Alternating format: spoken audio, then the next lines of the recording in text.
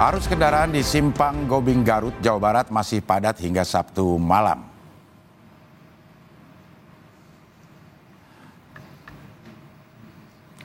Satlantas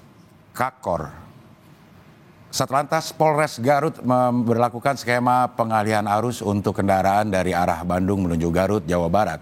Memasuki puncak arus mudik, kendaraan yang melintas di Simpang 4 Gobing Garut hingga jalur arteri Kandunggara masih padat. Rekayasa lalu lintas satu arah dan pengalihan arus terus dilakukan secara situasional oleh Satlantas Polres Garut untuk mengurai kepadatan pada puncak arus balik.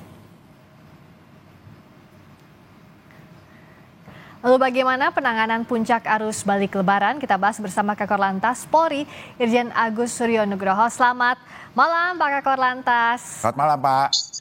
Selamat malam, salam presisi, tetap semangat. Tetap semangat ya Pak. Iya. Posisi lagi di mana nih Pak sekarang Pak? Posisi saya sedang di Semarang. Besok rencana pemberangkatan one way nasional arah balik. Oh, dan seharian ini juga Bapak menemani Pak Kapolri ya? Ya, masih mendampingi Bapak Kapolri. Oh, masih mendampingi. Karena kan bicara soal prediksi puncak arus balik, kita lihat sudah mulai padat. Apakah puncaknya akan terjadi malam ini Pak Kakor Lantas? Tentunya kita berangkat daripada data ya. Data proyeksi dari arus balik itu kurang lebih 2,2 juta, yang mana 2,2 juta kendaraan itu akan menuju ke arah Jakarta. Sampai saat ini update daripada proyeksi itu baru 1.2.658. Jadi kurang lebih baru 44%, sehingga Korlantas Polri dengan stakeholder atas petunjuk Bapak Kapolri tentunya harus dipersiapkan dengan sebaik-baiknya dengan segala skenario dan dengan segala cara bertindak yang tepat, baik itu dari mengalihkan arus, baik itu melakukan kontraflow dan one way. Ini tentunya sudah harus kita rumuskan untuk memperlancar arus yang memang bangkitan arusnya cukup tinggi. Artinya diantisipasi 60% sisanya itu bisa malam ini atau esok hari ya Pak? Ya tentunya mulai tanggal 3 Mabes Polri dan Korlantas Polri sudah melakukan langkah-langkah yang strategis. Bapak Kapolri memerintahkan untuk penambahan personil di sepanjang jalan, penambahan sarana prasarana kendaraan patroli untuk memastikan bahwa arus balik ini harus berjalan dengan lancar. Arus balik ini betul-betul harus dilindungi dengan baik, karena duta-duta arus balik ini posisinya sudah mungkin beda dengan pada saat dia mudik. Maka dari itu strategi dan cara bertindak baik itu kontraflow one way sudah kita rumuskan mulai tanggal 3 kemarin.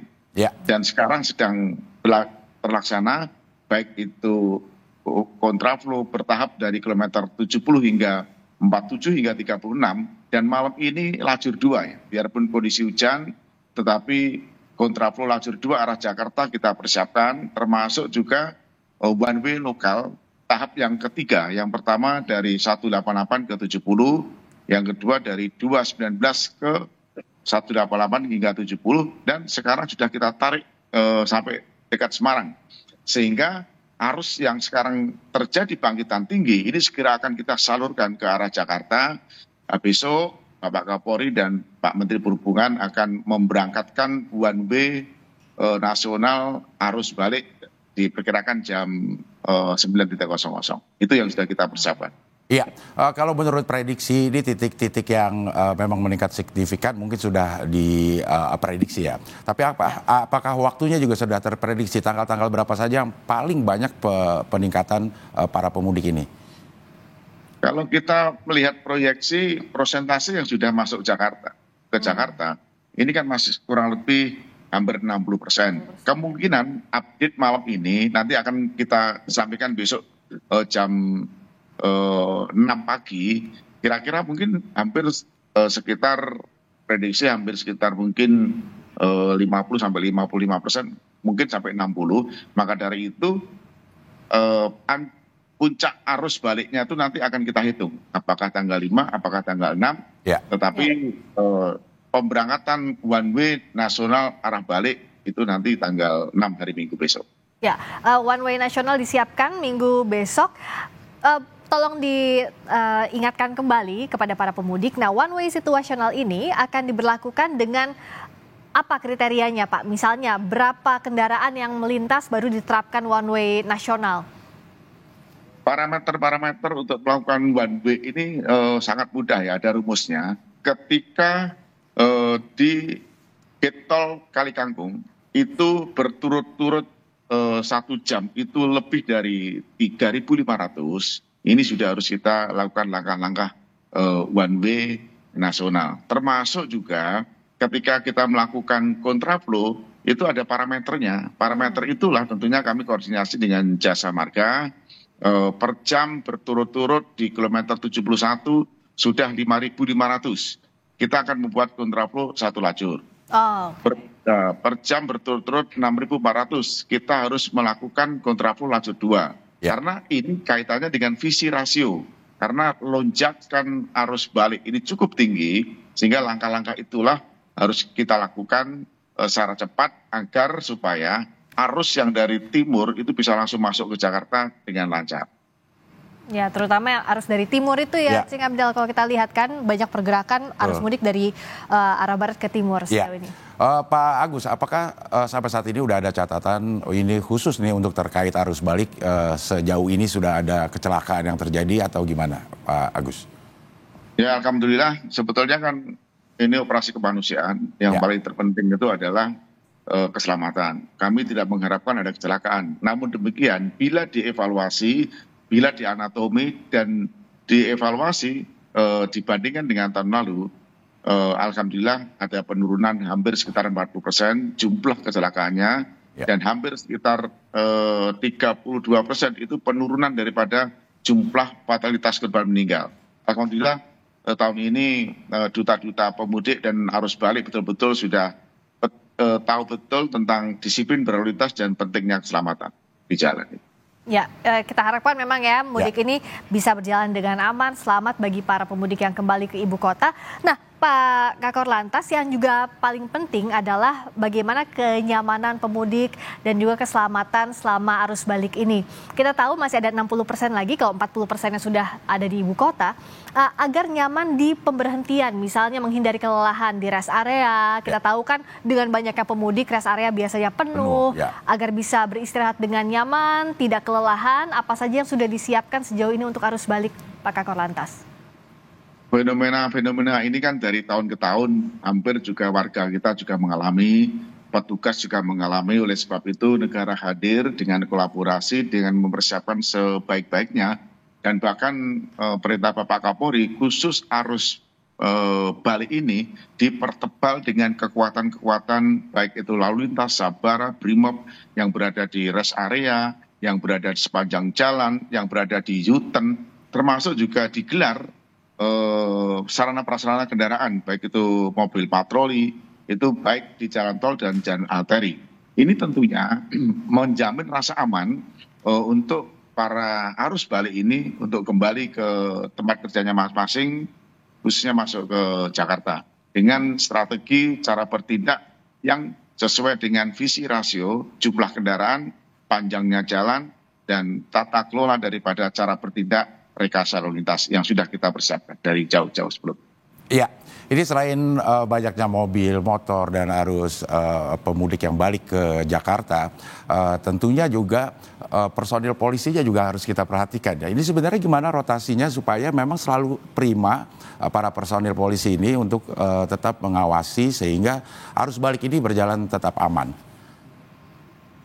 Baik, terima kasih. Memang surat perintah Bapak Kapolri tentang operasi ketupat ini hampir 93.358. Tentunya ini bekerja siang malam, maka dari itu concern Bapak Kapolri diperintahkan melalui saya sebagai Kaospus tambah personil lagi untuk gelar pasukan berada di jalan. Sehingga betul-betul persoalan-persoalan yang ada di jalan, para arah balik ini nanti bisa singgah di pos pengamanan, bisa singgah di pos pelayanan. Di sana setiap kabupaten itu ada pos-pos pengamanan, pos-pos pelayanan, khususnya yang roda 2, arus baliknya juga harus dipantau, dikawal, dan bahkan diberhentikan untuk bisa istirahat. Sehingga titik lelahnya ini bisa kita kelola dan tidak terjadi hal-hal yang tidak kita inginkan. Itu sudah kita kelola semua. Ya, jadi dijaga staminanya tidak hanya pemudiknya, tapi juga petugas di lapangan. Betul. Nah, bicara soal ini Pak Kakor Lantas, yang juga harus diwaspadai adalah cuaca. Cuaca ini kan diingatkan juga oleh BMKG selama arus mudik dan balik. Apa saja antisipasinya di tol? Misalnya tadi kita lihat di Kali Kangkung, di Cikatama, lalu juga di pelabuhan. Apa yang bisa diimbau agar para pemudik bisa mewaspadai berubah-ubahnya cuaca, ini dikaitkan juga dengan keselamatan. Baik, terima kasih. Cara bertindak itu juga disesuaikan dengan situasi ya. Ketika situasinya itu hijau, berarti kehadiran anggota di lapangan untuk mengawasi itu juga kita lakukan. Ketika kondisinya itu udah kuning, langkah-langkah strategis, baik itu pengalihan arus, baik di jalan tol dan di arteri sudah kita lakukan. Dan semuanya pimpinan diperintahkan Bapak Kapolri untuk turun di jalan, untuk bisa mengawal arus balik ini dengan baik. Demikian juga ketika terjadi kondisi yang ekstrim, khususnya di jalan arteri, apalagi di jalan Nagrek, Puncak, ini sudah dipertebal dengan personil-personil dan pos-pos yang mengawasi di titik-titik trouble spot dan black spot. Ini sudah kita siapkan semuanya karena memang operasi ketupatan, operasi kemanusiaan yang paling terpenting adalah keselamatan aman, selamat, nyaman. Tentunya ini sangat diharapkan kita semua, dan tentunya kontribusi daripada duta-duta arah balik ini untuk bisa tertib berlalu lintas, patuhi aturan lalu lintas, dan jaga kesehatan, jangan sampai lelah. Sebelum lelah harus istirahat dan konsentrasi tinggi dalam rangka kembali ke tempat kerjanya yang arah Jakarta. Iya, menurut Pak Agus ya pasti sudah berpengalaman dalam situasi di lalu lintas ya. Sebenarnya seberapa lama sih paling baik para pendatang atau arus balik ini mengendarai kendaraannya harus istirahat atau bersantai sejenak gitu supaya tetap fit dan bisa mengemudi dengan safety gitu Pak. Baik, terima kasih. Teorinya memang ada ya, ketika kita akan perjalanan jauh sudah harus diperhitungkan kondisi mobil yang berkeselamatan, kondisi fit pengemudi, jangan sampai mengemudi itu lebih daripada 3 jam. Ketika kita mungkin dari Solo mau ke Jakarta 2 jam atau 2,5 jam itu harus istirahat. Tidak harus terfokus ke rest area. Bisa keluar di rest area, di sana banyak rest area yang di kabupaten, kuliner juga banyak, sehingga dibuat riang gembira. Memang dari tahun-tahun juga seperti ini, kalau semuanya berkontribusi, saya yakin lalu lintas itu adalah cermin budaya bangsa. Kalau kita sudah tertib di lalu lintas, bangsa kita akan tertib dan tentunya akan mengurangi fatalitas korban kecelakaan di jalan. Termasuk potensi misalnya di jalur-jalur alternatif yang tidak kalah ramainya, Pak Agus. Ini bagaimana untuk antisipasinya agar pemudik tetap lancar, nyaman, di tengah juga pasti akan lebih padat kalau puncak arus balik lebaran ini? Hampir di semua jalan, baik jalan tol, arteri, jalan alternatif, semua menjadi sasaran operasi. Maka dari itu di tempat-tempat yang black spot itu tempat-tempat yang sering terjadi kecelakaan, ini dilakukan penjagaan. Tempat-tempat trouble spot itu juga dilakukan penjagaan, dan bahkan di sana ada pos yang mengawasi dengan stakeholder, dengan gabungan, agar supaya betul-betul arus balik ini bisa lancar, selamat, dan bisa dinikmati oleh semua masyarakat kita yang sedang mudik dan balik yang saat ini sedang berlangsung. Nah, termasuk juga ada diskon tarif tol ya, Cik? Iya, ini rencananya ada diskon tarif tol. Apakah ini juga mempengaruhi skema rekayasa dari Polri ya untuk banyaknya mobil yang masuk ke jalan tol? Itu salah satu bagian ya, di samping kebijakan pemerintah yang work from anywhere, terus pengurangan operasional sumbu 3, termasuk diskon tarif tol, ini sangat berkontribusi untuk bisa kita mengurai pergerakan arus balik ini bisa kita kelola dengan baik. Dilihat dari ketol-ketol baik itu di Banyumanik, Kali Kangkung sampai di Cikatama, ini bisa kita kelola dengan baik dengan visi rasio di mana memang bangkitan arus ini sangat ekstrim. Oleh sebab itu harus dikelola dengan baik. Bagaimana kita mendorong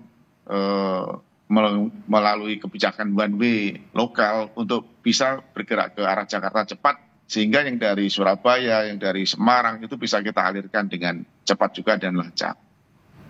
Dan ini kalau dibandingkan dengan arus mudik kemarin, bisa dilakukan dengan lancar juga ya Pak Kakor Lantas. Artinya ini bisa diterapkan ulang di puncak arus balik dengan skema tersebut.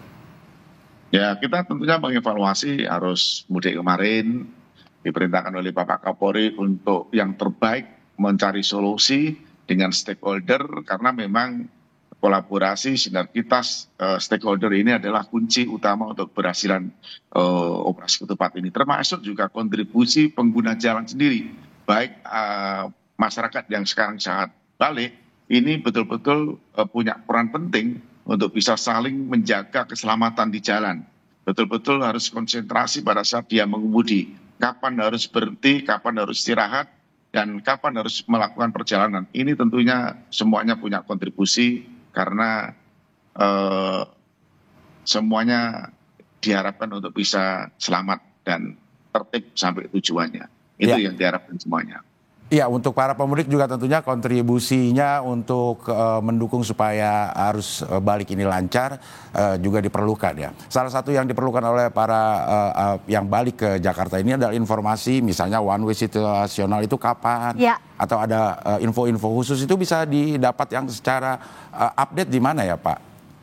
Bisa, beberapa minggu yang lalu sudah kami update ya lewat televisi, lewat radio, dan bahkan Bapak Kapolri juga membuka call center 110 yang intinya menyampaikan informasi mudik.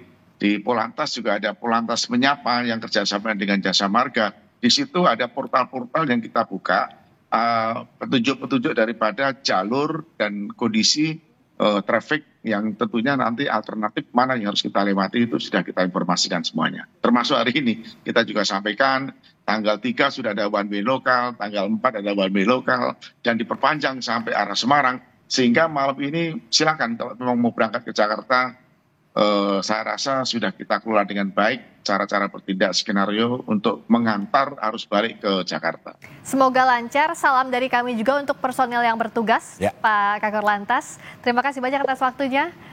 Selamat malam. Terima kasih. Selamat malam, salam presisi. Terima kasih, selamat malam. Kakor Lantas Polri, Irjen Agus Suryo Nugroho.